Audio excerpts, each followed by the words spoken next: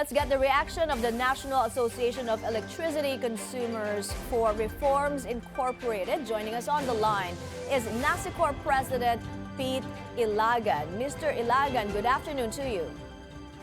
Good afternoon, Mai, and good afternoon to all your viewers, and thank you for having me in your program. Glad to have you here, sir. So what can you say about the resignation of ERC Chair Monalisa Dimalanta? We heard it was announced just this morning during the flag-raising ceremony.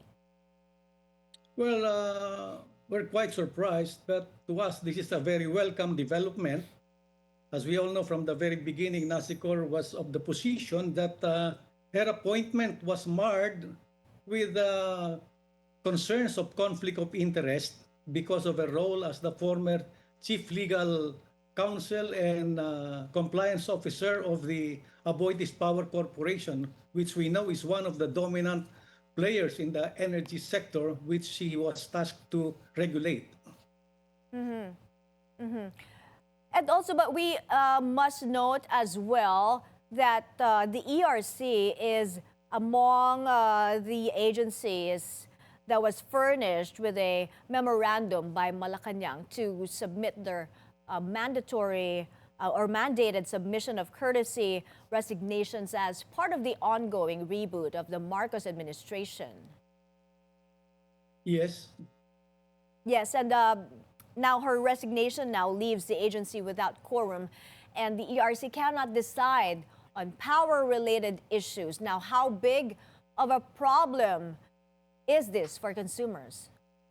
Well, if the vacant positions will not be filled up in a month or two, the remaining commissioners will really be confronted with that big problem of resolving so many pending issues, applications that would require immediate resolutions. That would be a very, very big problem that they will be confronted with. So we are urging Malacañang to fill up the 3 vacancies as soon as possible in order for the commission to be able to do its task of regulating the industry. Otherwise, we may have a very chaotic power industry. Are there pending issues that the ERC has yet to decide on? Come again, Mia? My sir, are there other pending issues that the ERC has yet to decide on? Plenty, Mai. Applications for power supply agreements, applications for capital expenditures project of the National Grid Corporation of the Philippines, Meralco, and the other private distribution utilities. There are actually 141 distribution utilities, all of which have capital expenditure applications. This is too big a task for the Commission. And if they won't have the quorum, this is going to be a very big problem in delivering the public service that distribution utilities and the National Grid Corporation of the Philippines are tasked to do.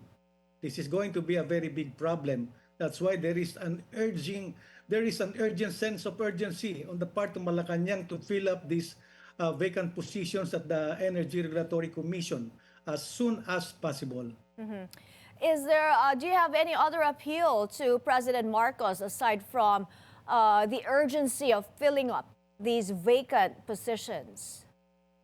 Well, we would like to urge the President to appoint someone who is totally independent and a credible leader, someone who can champion consumer protection, transparency, and fair regulation, which is sorely needed in the power industry. Someone who can restore public confidence in the Energy Regulatory Commission so that the people can expectedly put their trust once again in the Energy Regulatory Commission.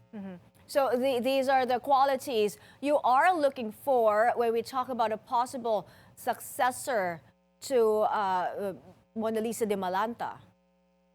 Yes, specifically for the chairperson, we urge the President to fill up such position as soon as possible in order to restore public confidence in the task that is mandated upon this commission.